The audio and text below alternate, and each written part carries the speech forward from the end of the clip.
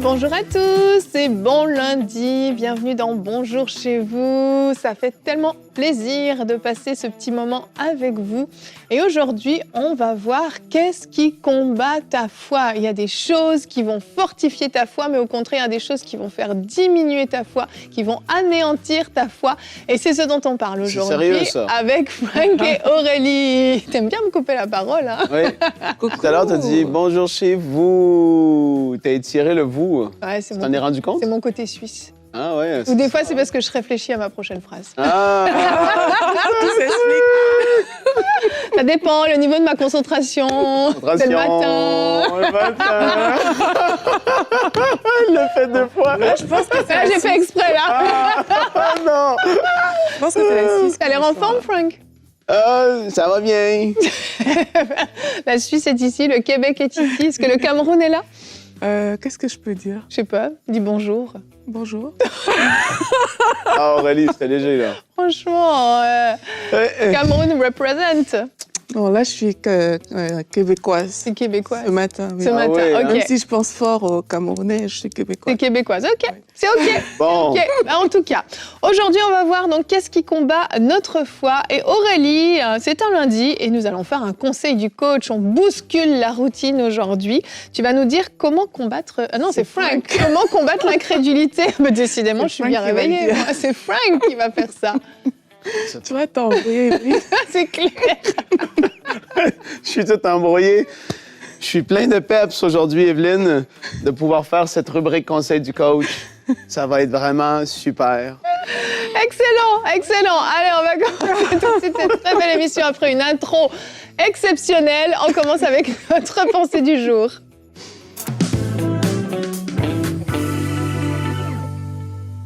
Alors, je serai plus sérieuse. La Bible nous dit, bon, c'est très sérieux ce dont on va parler ce matin. C'est vrai. La Bible nous dit qu'on hérite les promesses de Dieu par la foi. Et quelquefois, on peut rester bloqué dans différentes situations. Et aujourd'hui, on va voir ensemble ce qui s'est passé pour Abraham, parce qu'Abraham, il a appelé le père de la foi. On va voir dans Romains 4, verset 17, ce qui s'est passé en fait. À partir du verset 17, la Bible nous dit « Je t'ai établi père d'un grand nombre de nations ». Donc ça, c'est la promesse que Dieu avait donnée à Abraham. Comme vous, peut-être, vous avez une promesse que vous attendez de Dieu aujourd'hui. Il est notre père devant celui auquel il a cru, Dieu qui donne la vie aux morts et qui appelle les choses qui ne sont point comme si elles étaient. En fait, Abraham avait eu une révélation de Dieu. Il avait eu la révélation selon laquelle Dieu est le Dieu qui donne la vie aux morts et qui appelle les choses qui ne sont point comme si elles étaient.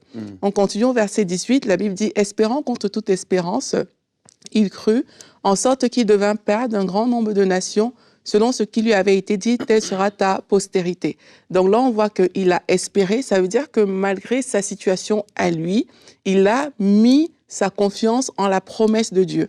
Et la Bible continue en disant « Sans faiblir dans la foi, il ne considéra point que son corps était déjà usé puisqu'il avait 100 ans et que Sarah n'était plus en état d'avoir des enfants. » Donc, il a regardé la parole de Dieu plus que sa situation. Il avait une réalité qui était là, mais il a préféré regarder la parole de Dieu.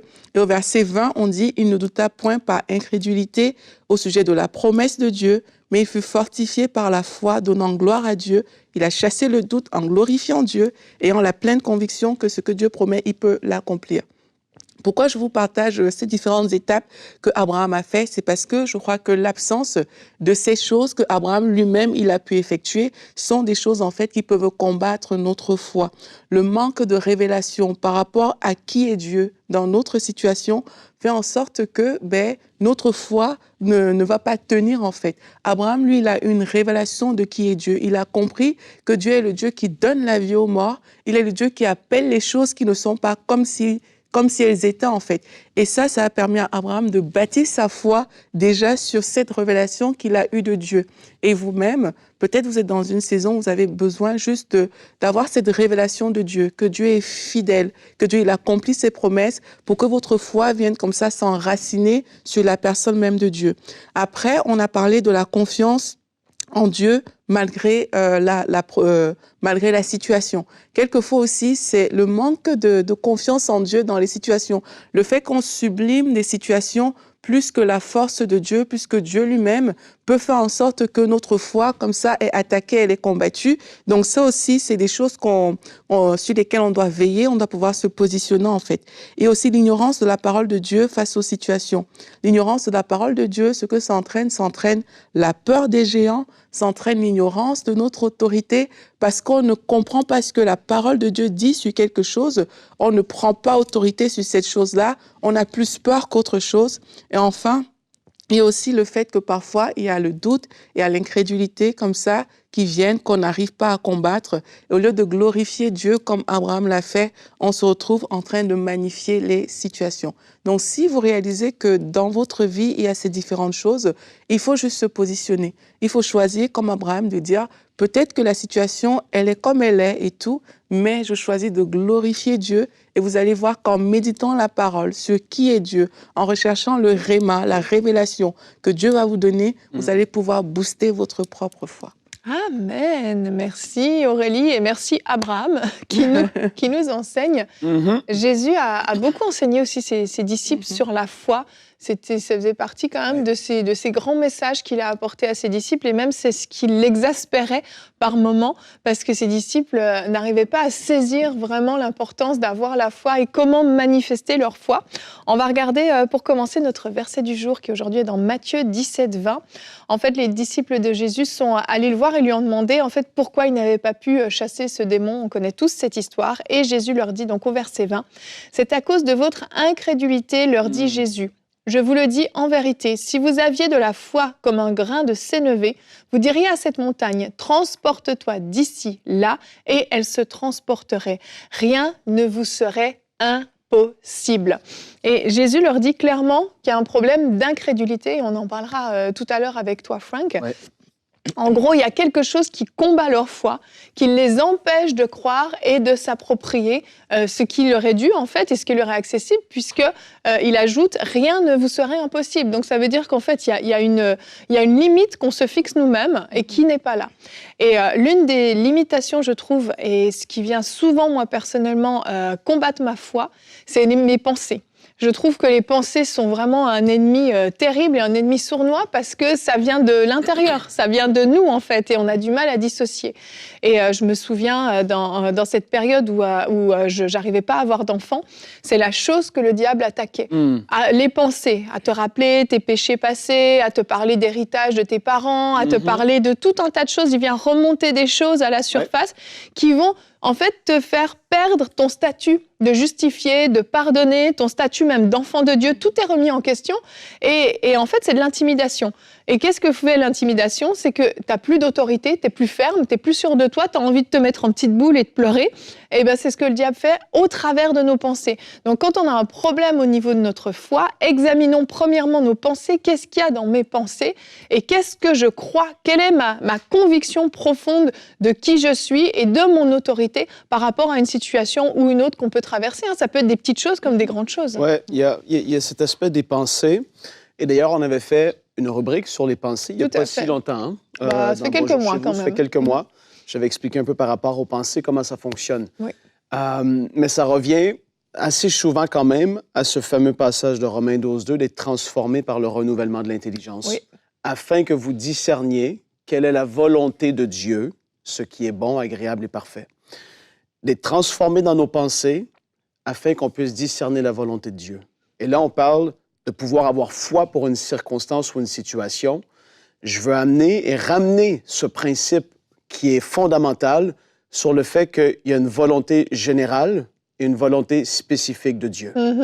Et lorsqu'on comprend quelle est la volonté de Dieu pour notre vie ou pour la situation duquel on fait face, on peut se positionner tellement plus facilement dans une attitude de foi, d'assurance, d'espérance. Parce que Dieu, tu l'as dit. Et ce que tu as dit, c'est ta volonté. C'est ce qui est ça. Le diable va vouloir venir, il est un professionnel, comme il vient de le dire, à venir rappeler de passé. Est-ce que vraiment, est-ce que si? Non, non. Dieu, tu as dit, ta parole le dit. Et lorsqu'on comprend la volonté générale de Dieu, qui a été révélée à travers de Jésus, ce que Jésus faisait, c'était la volonté du Père.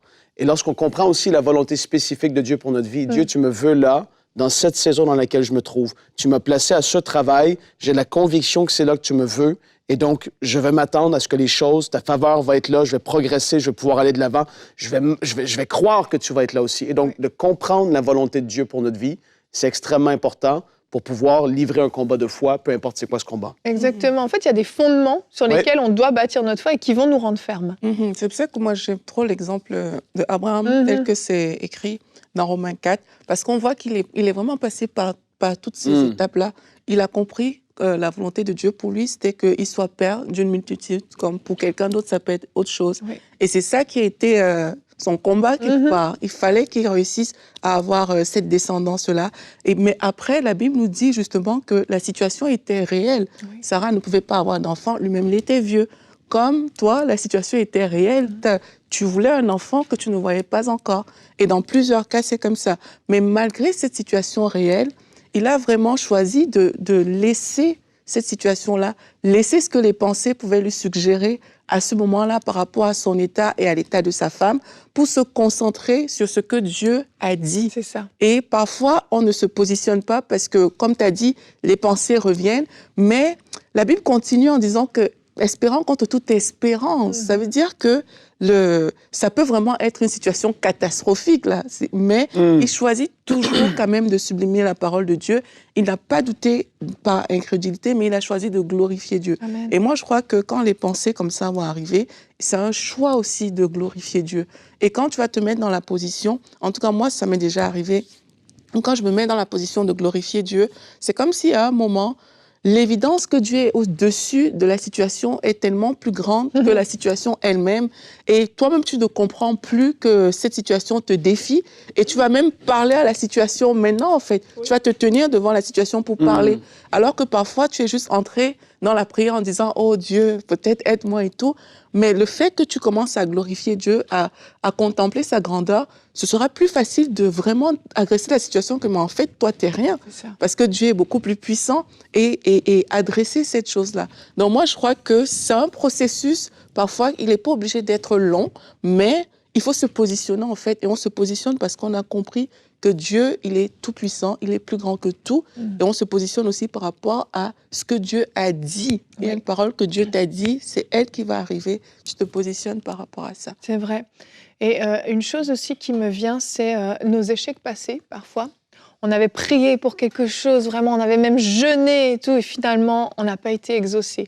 Et c'est fou comment ces souvenirs-là reviennent à la mémoire quand on vit une situation où notre foi est combattue. Au lieu de fixer nos yeux sur nos réussites passées, nos victoires passées, on va aller regarder à cet échec. Alors que, si ça se trouve, comme tu le disais tout à l'heure, on n'était même pas dans la volonté de Dieu par rapport à cette chose parfois, pour laquelle on priait. Mais oui, faut être clair. Absolument. On n'a pas été exaucé parce que, comme il est dit dans la parole, on demande mal, en fait. On demande pour notre propre convoitise. Donc, il arrive certaines choses et on va ensuite regarder ça, puis dire, le Seigneur ne m'avait pas exaucé à ce moment-là. Pourtant, j'avais tout fait. On était plusieurs à prier. J'ai mis en pratique les principes de la parole. Et Dieu, on auto-sape notre foi, en fait. On vient nous-mêmes, c'est même plus le diable, là, c'est nous-mêmes qui devenons notre propre ennemi parce qu'on vient se souvenir de nos échecs passés. Souvenons-nous de nos victoires passées. Et même si vous me dites, mais j'ai jamais eu de victoire, Yveline, mais il y en a plein dans la parole de Dieu, il y en a plein autour de vous. Vous allez dans la rubrique « C'est mon histoire », il y a plein de victoires extraordinaires. Et si Dieu l'a fait dans la vie des autres, bien sûr qu'il le fera dans la vôtre aussi. Donc, ne laissez plus vos pensées, votre ignorance et toutes ces choses qui viennent dans votre tête vous faire croire que vous n'avez pas la foi et que vous ne pouvez pas obtenir ce que vous demandez parce que Dieu est fidèle. Et Frank, on va prendre un moment maintenant pour parler de cette incrédulité. Comment combattre l'incrédulité dans la rubrique Conseil du coach.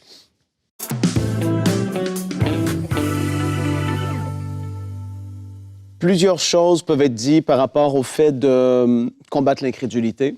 Je vais partager avec vous 5 points en particulier dans cette rubrique, pour lesquels je veux encourager quelqu'un, en fait, à développer, à grandir dans sa foi. Et quand on parle de foi, des fois, c'est un peu abstrait. Je vais le dire comme ça. Je vais encourager quelqu'un à pouvoir avoir confiance en Dieu. Que ce que Dieu a dit, on peut y faire confiance. C'est dans cet axe-là que je vais aborder le sujet. Donc, il y a 5 choses vraiment qui sont importantes de comprendre. La première des choses, si on veut que notre foi puisse vraiment se déployer à son potentiel, j'ai envie de dire maximal, il faut être sûr de l'amour de cette personne, en parlant de Dieu ici. Quand on est sûr que l'amour de Dieu, que Dieu a pour nous, je vais y arriver, quand on est sûr de l'amour de Dieu nous concernant, ça va tellement être un élément clé pour votre vie et la mienne aussi. C'est la chose, j'ai envie de dire, la plus importante, de comprendre que Dieu nous aime. Quand tu sais que quelqu'un t'aime, tu sais qu'il veut ton bien. Oui. Quand quelqu'un veut ton bien, tu peux avoir confiance en cette personne. Romains 5, le verset 8 dit, « Voici comment Dieu prouve son amour envers nous. Alors que nous étions encore des pécheurs, Christ est mort pour nous. » À un moment donné, c'est beau de dire à quelqu'un « Je t'aime, je t'aime, je t'aime », mais l'amour se démontre. L'amour va se prouver par des actes. La parole dit ici que Dieu prouve son amour. Que lorsqu'on était des pécheurs, il est venu mourir pour des pécheurs, des personnes qui le blasphémaient, qui voulaient rien savoir de lui. Dieu dit, malgré ça, je vous aime tellement que je vais venir mourir pour vous afin que vous puissiez être réconciliés avec moi. Dieu a démontré qu'il nous aimait, chacun de nous. Il t'aime, toi. Dieu t'aime. Et je veux t'encourager à avoir confiance en lui. Premier point, c'est parce qu'il t'aime et tu peux en être sûr et certain. Il ne peut peut-être pas aimer ce que tu fais en ce moment, c'est-à-dire le péché qui peut être là. Mais Dieu t'aime, toi, profondément. Et il t'aime tellement qu'il veut t'amener dans une vie nouvelle avec lui. Ça, c'est le premier point. Deuxième point, c'est important de comprendre, pour pouvoir avoir confiance en une personne, je le rappelle, c'est important de pouvoir avoir la certitude que ce que cette personne dit, il va ou il peut le faire. C'est-à-dire que dans la vraie vie, on parle naturellement là. Si ton enfant, Evelyne, va vers toi et te demande quelque chose, en fait, c'est bien pour cet enfant-là de pouvoir se dire, Louis va venir vers toi et va dire, si maman dit quelque chose, je le sais qu'elle va le faire. Elle est fidèle à sa parole. Ouais. C'est elle-même, premièrement, et non seulement ça, mais ce qu'elle dit, elle le fait. Ça, c'est extrêmement important. Dans la parole, on peut lire dans Nombre 23, les versets 18 et 19. Nombre 23, 18, 19. Alors Balaam prononça son oracle. Allons, Balak. T'aimes tous ces noms, Evelyne? J'aime. J'ai fait exprès de mettre le verset 18, juste à cause des noms. Balaam prononça, allons, Balak, fils de Tsippar, prête-moi attention. Dieu n'est pas homme pour mentir, ni humain pour se repentir. Dieu n'est pas homme pour mentir. Il ne ment pas, c'est ce que la parole dit. Il ne ment pas. Yes. A-t-il jamais parlé sans qu'il tienne parole? Là, il pose la question, mais de façon sarcastique. A-t-il jamais parlé sans qu'il tienne parole? Et n'accomplit-il pas ce qu'il a déclaré? Dieu accomplit toujours sa parole. Tu vas avoir foi en quelqu'un et foi en Dieu. Parce que lui, sa parole, il la tient toujours. Ce qu'il dit, il l'accomplit. Jésus a dit aux disciples, je vais devoir, les gars, je vais mourir. Mais 3 jours plus tard, je vais ressusciter. Qu'est-ce qui s'est passé? Il est ressuscité d'entre les morts. Il avait dit, et Dieu avait annoncé par ses prophètes, que le Messie allait venir. Des milliers d'années avant même que Jésus vienne sur terre, il avait annoncé, et Dieu, il a tenu sa parole. Jésus est venu une première fois, il a accompli l'œuvre de la croix, et Dieu dit même qu'il va revenir une deuxième fois et il va régner pour toujours. Dieu, ce qu'il a dit, il va l'accomplir. Amen. Donc Dieu t'aime, tu peux avoir confiance en lui, premièrement, parce que tu le sais qu'il t'aime. Et quand quelqu'un t'aime, il veut ton bien. Et non seulement ça, mais il tient sa parole. Il ne ment jamais. Ça, c'est extraordinaire. Troisième point, c'est important de pouvoir voir le témoignage du passé, de l'historique. C'est-à-dire qu'une personne, ici je parle de Dieu bien évidemment, il a prouvé qu'il était digne de confiance à travers le passé et les générations. Donc Dieu, oui, il dit, et là on peut dire, oui, Dieu ne ment jamais. Prouve-le. Mais regarde l'histoire. Regarde comment Dieu a toujours agi à travers de sa parole. Dieu a même dit à Noé, je vais envoyer un déluge. Noé, prépare-toi, il va y avoir un déluge. Dieu a tenu sa parole, il y a eu un déluge. Il l'a protégé. Dieu a parlé par la suite à Gédéon. Il va dire, non, je vais faire de toi un héros. Mais non, qui suis-je, moi, le moindre de... Et Dieu a fait de Gédéon un héros, un vaillant héros. Dieu a parlé à David, il a parlé au peuple d'Israël, il a parlé à tout. L'histoire prouve que Dieu est digne de confiance. Ça, c'est le troisième point. Tu peux avoir une assurance en lui parce qu'il est digne de confiance de par le témoignage du passé. C'est extraordinaire. Amen. Quatrième point, tu peux avoir foi en lui, sachant qu'il a toujours le meilleur timing. Dieu a toujours le meilleur timing. Et des fois, c'est pas le nôtre, mais il a le meilleur timing. Et c'est pour ça qu'en comprenant tout à l'heure, on a parlé de la volonté générale, la volonté spécifique de Dieu. Il y a des choses dans nos vies qui font que parfois, on veut la chose tout de suite. Je me rappelle d'une femme qui était venue me voir à un moment donné, elle a dit, ils avaient des beaux projets, des beaux plans. Dit, on a besoin de recevoir nos visas. Il faut prier qu'on puisse les avoir là, maintenant, c'est important. J'ai dit, OK. Mais j'ai dit, tu vois, une histoire de visa, c'est l'histoire de beaucoup de personnes. Et moi, je suis pas Dieu. Et je sais que Dieu a un timing parfait lorsqu'on est dans sa volonté. Tellement de fois, on l'a vu à travers de MCI, on pensait que c'était là que la chose devait arriver. Mais ce n'était pas le timing de Dieu, malheureusement. Et je le dis comme ça, rien. On s'était planté parce qu'on avait des projets, des pensées, une réflexion naturelle. C'est là que ça doit se faire. Mais si ça serait fait là comme on le voulait, il y aurait eu des grosses conséquences par la suite. Mais Dieu connaissait le meilleur des timings. Amen. Dieu n'est jamais en retard. On peut être sûr que lorsqu'on on fait confiance en Dieu, les choses vont se passer comme elles se doivent de se passer dans le timing. C'est extrêmement important. Dernier des points, tu dois comprendre que cette personne, parlant de Dieu, mais dans la vie naturelle aussi, c'est comme ça. Une personne te dit, ou tu veux mettre ta confiance en une personne vient vers toi pour t'aider, ou tu vas vers une personne pour t'aider. Tu dois aussi, naturellement, c'est très important de pouvoir avoir la pensée, cette personne a les ressources pour m'aider.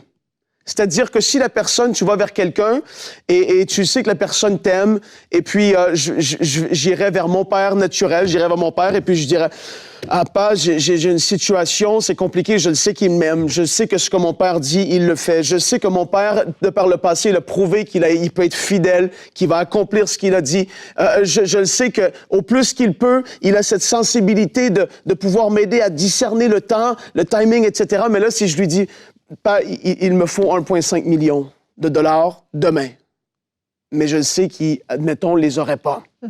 C'est un peu compliqué d'avoir foi en lui, mais Dieu a les ressources que tu as besoin.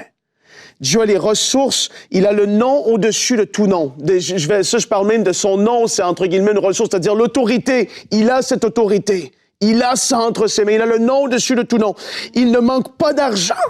Il ne manque pas de contact. Si Dieu veut envoyer quelqu'un te parler, si Dieu veut passer par quelqu'un pour te bénir, pour pourvoir à tes besoins, Dieu ne manque pas de contact. Il a les ressources. Il ne manque pas de puissance contre toute attaque de l'ennemi. Dieu est plus puissant. Il a les ressources surnaturelles, la puissance, les anges qui peuvent être délégués. Il a tout ça.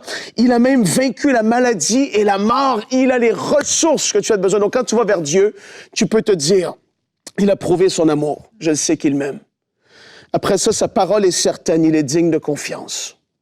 Troisième point, le passé nous témoigne de sa fidélité. Il a fait ses preuves. C'est pas qu'il a besoin de les faire, mais il les a fait tellement de fois. Quatrième point, en plus, il a le meilleur timing. Même que moi, je peux penser que ça devrait être comme ça. Non, Dieu a le meilleur pour moi. Pour Lazare, c'était le meilleur timing. Pour les hommes, c'était pas le timing. Mais pour Dieu, c'était le temps lorsqu'il était rendu à un stade qu'il sentait mauvais. C'était le temps où il devait avoir cette résurrection. Dieu a le meilleur timing, même si on comprend pas tout. Cinquième point, Dieu a les ressources pour, comme je peux le dire comme ça, backer, pour assurer ce qu'il a promis, ce qu'il t'a dit. Dieu a les ressources, peu importe ce que c'est, pour l'accomplir. Et ça, c'est extraordinaire. Et donc, alors qu'on parle ici de vaincre, j'aurais pu parler des pensées, j'aurais pu parler de la foi versus l'incrédulité, etc. Ce sont tous des réalités. Mais aujourd'hui, si une personne peut avoir ces 5 choses et comprendre ces 5 choses avec assurance, que Dieu m'aime, que sa parole est certaine, qu'il a prouvé, qu'il a le bon timing et qu'il a les ressources, ben, dans ce cas-là, pourquoi est-ce que je serais dans le doute? Pourquoi est-ce que je me dirais, non, je ne sais pas si vraiment... Non, quand je discerne sa volonté et que je m'approche de lui d'un cœur sincère, je vis droitement, je vis dans la sainteté, ma conscience ne m'accuse pas, je peux m'approcher du trône de la grâce avec assurance. Seigneur, Père, aujourd'hui, je viens vers toi parce que je sais que tu m'aimes. Et là, je veux prier pour vous. Seigneur, je veux prier afin qu'il puisse y avoir la foi qui monte dans mon frère et dans ma sœur. Je prie que ces 5 points qui ont été aujourd'hui relevés, je prie que ça puisse être leur partage, leur compréhension de ta bonté qui va même au-delà de tout ce que j'ai pu mentionner. Père, tu nous aimes, tu les aimes et tu es un bon Père et tu prends soin de tes enfants. Oh, on t'élève, on te glorifie, on t'adore aujourd'hui sur ce plateau pour tout ce que tu es. Parce que tu es digne de confiance. Et on veut prier afin qu'il n'y ait plus d'incrédulité en nous. On veut prier afin que l'incrédulité n'ait pas de part en nous. Comme cet homme qui était venu vers Jésus, je crois, mais viens au secours de mon incrédulité. Seigneur, je prie qu'on puisse être des gens fermes dans la foi, comprenant ces réalités, que tu es bon, que tu pourvois, que c'est ta volonté. Seigneur, on veut prier qu'on puisse maturer, grandir dans la foi. Dès aujourd'hui, que les doutes, les pensées mensongères, les faux raisonnements, les mauvais enseignements qu'on a reçus, qui ne sont pas en accord avec ta parole et qui ne sont même pas en accord avec ce que Jésus a démontré, je prie que ça puisse être balayé dans le nom de Jésus. Oui. Amen. On s'appuie sur toi et sur toi seulement. Seigneur, que tu fortifies cette mère qui lutte pour ses enfants. Que tu fortifies ce Père, Seigneur, qui a de la difficulté peut-être à tous les mois à arriver, mais il place sa confiance en toi, Père, que tu puisses honorer sa foi, que ta faveur puisse descendre sur lui, que ta main le touche, que tu ouvres des portes dans sa vie, Seigneur. Je prie pour ceux qui luttent pour la guérison, Seigneur, qu'ils soient fortifiés, parce que tu es un bon Dieu. Seigneur, merci pour ta bonté. Nous t'aimons, Seigneur. Amen. Merci Seigneur. Merci Frank. Et quand je t'écoute, je me dis, ce sont vraiment les violents qui s'emparent du royaume des cieux. Et je crois que vraiment, on doit être des personnes violentes dans la foi. La femme syrophénicienne ne s'est pas laissée décourager. Elle a même argumenté avec Jésus parce qu'elle savait qu'il avait la solution pour sa fille. Oui. Et vraiment, ne vous laissez plus décourager, ne vous laissez plus intimider, ne vous laissez plus effrayer. Ayez foi en Dieu. Alléluia. Il est fidèle.